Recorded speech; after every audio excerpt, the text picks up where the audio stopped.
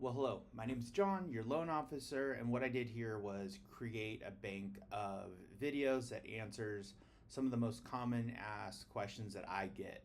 So, by all means, please feel free to go through the categories and see what's there. And if it prompts new questions or you still have questions, give myself or your processor a call. Wanted to say really quickly the way the loans are structured is you and I kind of talk back and forth, figure out the best loan product, the best lender for your needs. Then I package your loan and take it to the lender.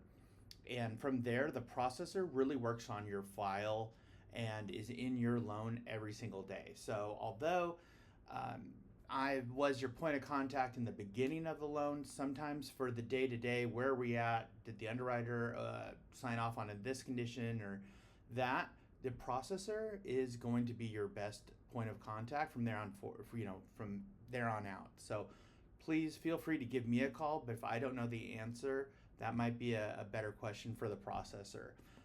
Once a loan goes into we submit it to the lender.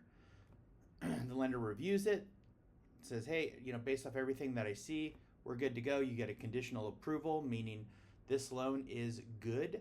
We just need a couple more things before we can actually final approve that loan. One of those conditions always will be an appraisal.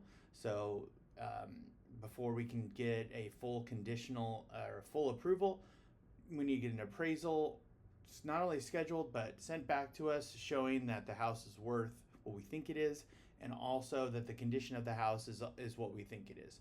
Once we get all of that back, we submit it back to the lender and get final approval. Once the loan is final approved, you'll get your closing disclosure.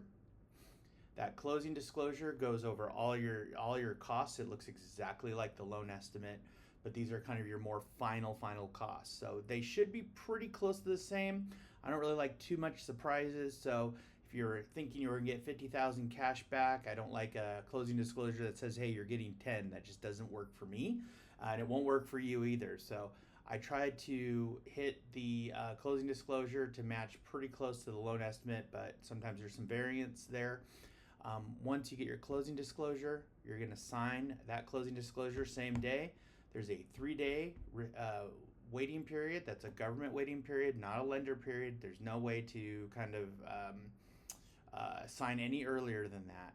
Sign, and then you'll sign your final loan docs. If this is a purchase, the loan will fund instantaneous, and you'll be able to get your keys as soon as the loan records with the city.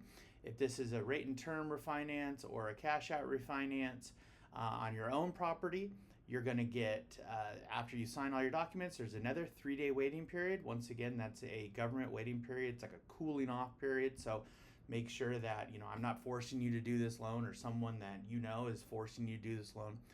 After those 3 days pass, if it's a cash out refinance, funds will be sent to your account or paying off your debitors if that's what we're doing. If it's a rate and term refinance, everything funds and you'll make your payment, the following month. And other than that, should be good to go. Once again, all the videos I have are below. If you have any questions, give me a call.